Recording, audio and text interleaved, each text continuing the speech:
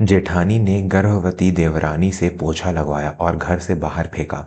लेकिन अगले ही पल एक लाल बत्ती वाली गाड़ी रुकी और जो हुआ उसे देखकर उस घमंडी जेठानी और पत्थर दिल सास की रूह कांप उठी। नमस्कार दोस्तों, मैं हूं आपका बेटा विवेक और आज जो कहानी मैं आपके लिए लेकर आया हूं वो हर उस घर की हकीकत है जहां इंसान की कीमत उसके गुणों से नहीं बल्कि उसकी जेब के वजन से आंकी जाती है। यह कहानी है रिश्तों के कत्ल की और ऊपर वाले के इंसाफ की। कहानी की शुरुआत होती है एक मध्यम वर्गीय परिवार से। सुबह का समय था। सृष्टि, जो इस घर की छोटी बहू थी, अपने कमरे की अस्त व्यस्त हालत देखकर हैरान थी। मालती, जो घर की काम वाली बाई थी, उसे कहीं दिखाई नहीं दे रही थी। सृष्टि अपनी भारी साड़ी को संभालते हुए, जो उसके गर्भवती होने के कारण और भी भारी लग रही थी, बाहर बरामदे में आई। वहां उसकी जेठानी बबीता चेहरे पर एक कुटिल मुस्कान लिए खड़ी थी। भाभी, आज मालती दीदी नहीं आई क्या? सृष्टि ने नम्रता से पूछा। बबीता ने अपनी नाक सिकोड़ते हुए, जैसे सृष्टि के अस्तित्व से ही उसे बदबू आ रही हो, जवाब दिया। आई थी, काम की और चली गई। सृष्टि का माथा ठनका। चली गई? लेकिन भाभी, मेरा कमरा तो वैसा का वैसा गंदा पड़ा है, क्या वो भूल गई? बबीता की आंखों में एक अजीब सी चमक थी। उसने तंज कसते हुए कहा, भूली नहीं है वो, मैंने ही मना किया है। आज से वो तुम्हारा कमरा साफ नहीं करेगी। अपने कमरे की सफाई तुम्हें खुद करनी होगी। सृष्टि के पैरों तले जमीन खिसक गई। क्या? लेकिन भाभी, आप जानती हैं ना कि मेरी तबीयत ठीक नहीं रहती। डॉक्टर ने मुझे झुकने और भारी काम करने से मना किया है। और मालती को तो पूरे घर के काम के पैसे मिलते हैं ना। बबीता ने झटके से मुड़कर कहा, पैसे मिलते हैं, लेकिन वो पैसे देता कौन है? मेरे पति विनोद। तुम्हारे पति आकाश की कमाई कितनी है? ऊंट के मुंह में जीरा। जब घर का 80% खर्चा हम उठा रहे हैं तो फैसला भी हमारा होगा। मालती के पास इतना वक्त नहीं है कि वो फालतू लोगों का काम करे। अगर इस घर में रहना है तो हाथ पैर चलाने पड़ेंगे। महारानी बनकर बैठने का शौक है तो अपने पति से कहो कि नौकरानी का खर्चा अलग से दे। सृष्टि की आंखों से आंसू छलक पड़े। यह केवल काम की बात नहीं थी, यह उसके आत्मसम्मान पर सीधा प्रहार था। पास ही सोफे पर बैठी उसकी सास सरिता जी सब सुन रही थी, लेकिन वो धृतराष्ट्र की तरह आंखों पर पट्टी बांधे बैठी रही। क्यों? क्योंकि बड़ा बेटा ज्यादा कमाता था, इसलिए बड़ा बेटा और बड़ी बहू जो भी करे वो धर्म था। सृष्टि और आकाश की शादी को 1 साल ही हुआ था। आकाश एक प्राइवेट कंपनी में साधारण नौकरी करता था, जबकि जेठ विनोद एक बड़े सरकारी पद पर थे। इसी पैसे के अहंकार ने बबीता को घर की मालकिन बना दिया था। सृष्टि ने अपने आंसुओं को पीते हुए झाड़ू उठाई। उसका शरीर कांप रहा था, पेट में दर्द था, लेकिन उस घर में उसकी पीड़ा समझने वाला कोई नहीं था। दोस्तों, यहाँ मैं आपसे एक सवाल पूछना चाहता हूँ। क्या कम पैसे कमाना कोई गुनाह है? क्या इंसान की इज्जत सिर्फ उसकी सैलरी स्लिप देखकर होनी चाहिए? सृष्टि जैसी लाखों बहुएं आज भी हमारे समाज में घुट घुट कर जी रही हैं, सिर्फ इसलिए क्योंकि उनके पति की कमाई कम है। अगर आपको भी लगता है कि रिश्तों में पैसा नहीं बल्कि प्रेम और समर्पण बड़ा होना चाहिए, तो अभी इसी वक्त इस वीडियो को लाइक करें और चैनल को सब्सक्राइब करके हमारे इस परिवार का हिस्सा बने। हम और आप मिलकर समाज की सोच को बदलेंगे। दिन बीतते गए, लेकिन सृष्टि के लिए नर्क के द्वार खुल चुके थे। बबीता का अत्याचार बढ़ता ही जा रहा था। कभी खाने में जानबूझकर मिर्ची डाल देना, तो कभी वॉशिंग मशीन खराब होने का बहाना बनाकर सृष्टि से कपड़े धुलवाना।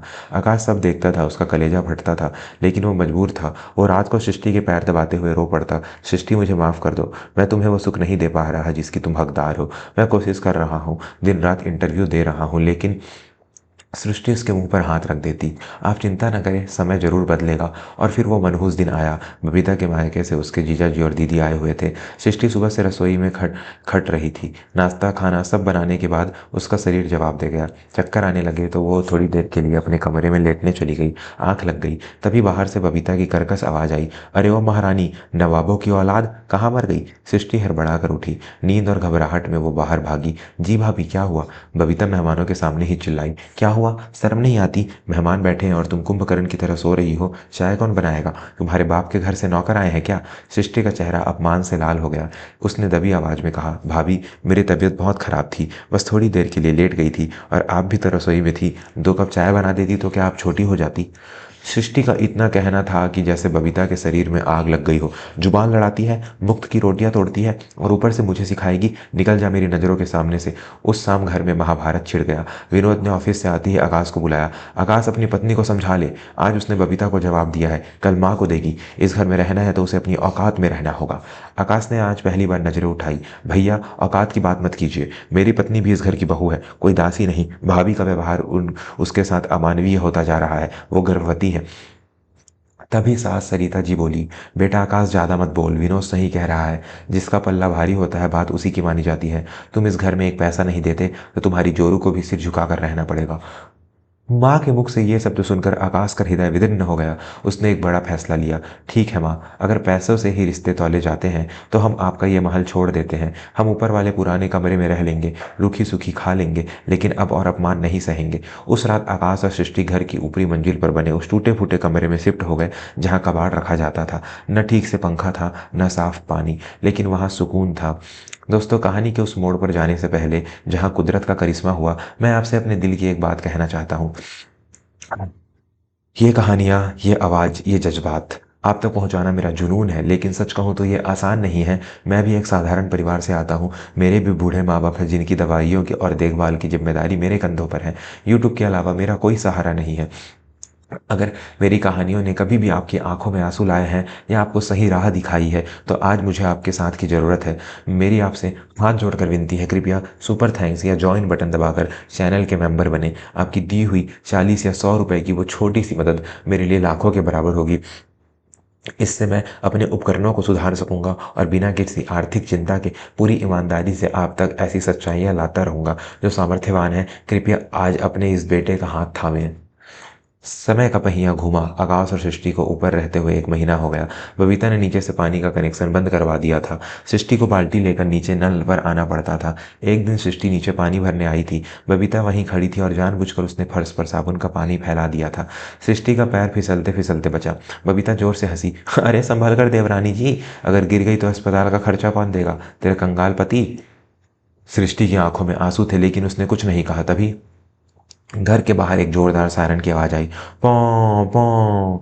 एक सफेद रंग की सरकारी बोलेरो और उसके पीछे एक पुलिस की जीप आकर रुकी। मोहल्ले वाले इकट्ठे हो गए। बबीता और सरिता जी घबराकर बाहर आए। विनोद भी उस दिन छुट्टी पर था, वो भी बाहर आया। गाड़ी से एक रौबदार अधिकारी उतरा। उसके साथ 2 पुलिस वाले और एक वकील था। विनोद आगे बढ़ा। जी जी, मैं विनोद हूँ, सरकारी विभाग में हूँ। क्या बात है साहब? अधिकारी ने विनोद को अनदेखा कर दिया और भीड़ में खड़ी सृष्टि की तरफ देखा, जिसके हाथ में अभी पानी की बाल्टी थी और कपड़े मैले थे। वह अधिकारी तेजी से आगे बढ़ा और सृष्टि के सामने जाकर झुक गया। उसने सृष्टि के चरण स्पर्श किए। प्रणाम दीदी। यह दृश्य देखकर बबीता की आंखें फटी की फटी रह गई। सरिता जी का मुंह खुला का खुला रह गया। सृष्टि खुद हैरान थी। आप कौन? अधिकारी ने हाथ जोड़े। दीदी, शायद आप मुझे नहीं पहचानती। मैं कलेक्ट्रेट से आया हूँ। आपके पिताजी स्वर्गीय मास्टर दीनानाथ जी मेरे गुरु थे। उन्होंने ही मुझे पढ़ा लिखा कर इस काबिल बनाया था। विनोद बीच में हकलाया। लेकिन वो तो एक साधारण स्कूल मास्टर थे। वकील ने अपनी फाइल खोली और गंभीर आवाज में कहा।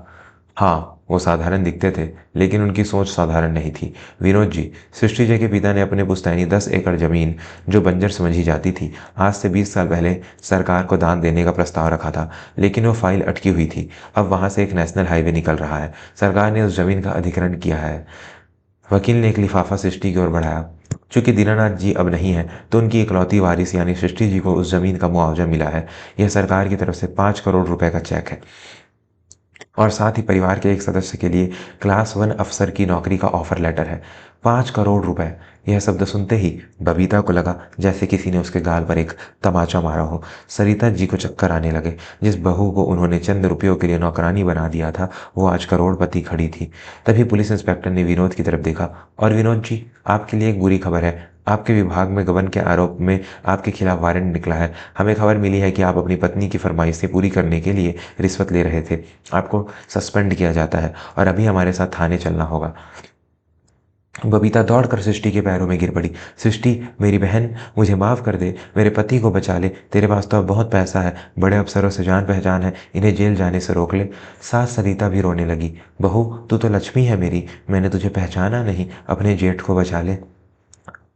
सृष्टि ने एक पल के लिए अपनी सास और जेठानी को देखा। फिर उसने उस अधिकारी से कहा, सर, कानून अपना काम करेगा। अगर इन्होंने गलत किया है तो सजा मिलनी चाहिए। रही बात इस पैसे की।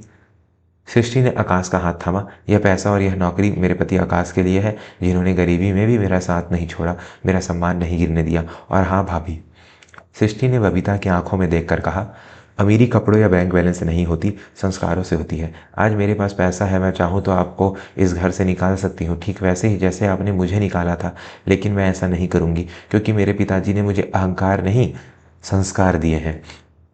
विनीत को पुलिस ले गई। बबीता और सरिता जी को अपने कर्मों की सजा मिल चुकी थी। उनका घमंड चकनाचूर हो चुका था। आकाश ने अपनी मेहनत और दृष्टि के सहयोग से अपना नया व्यापार शुरू किया और दोनों ने उस पैसे का उपयोग गरीबों की मदद के लिए किया। कहानी की सीख। दोस्तों, समय का पहिया कब घूम जाए कोई नहीं जानता। किसी की गरीबी और मजबूरी का मजाक मत उड़ाओ, क्योंकि भगवान जब देता है तो छप्पर फाड़ कर देता है और जब लेता है तो चमड़ी उधेड़ कर लेता है। मुझे उम्मीद है कि आज की इस कहानी ने आपके दिल को सुकून और आंखों को ठंडक दी होगी। मेरे जिन भाई बहनों, माताओं और बुजुर्गों ने चैनल की मेंबरशिप ली है या सुपर थैंक्स भेजा है, मैं उनका दिल से ऋणी हूँ। आपका नाम मेरे अगले वीडियो में विशेष रूप से लिया जाएगा। अब बारी आपकी है। आप अगली कहानी किस विषय पर सुनना चाहते हैं? सौतेली माँ का प्यार या बुढ़ापे में माँ बाप का बंटवारा? जो भी आपकी पसंद हो, सुपर चैट के जरिए या मेंबर्स ओनली कमेंट्स में लिखकर मुझे बताएं। मैं अपने सपोर्टर्स की बात सबसे पहले सुनता हूँ। मिलता हूँ अगली वीडियो में। तब तक के लिए अपने परिवार का ख्याल रखें। जय हिंद, जय भारत।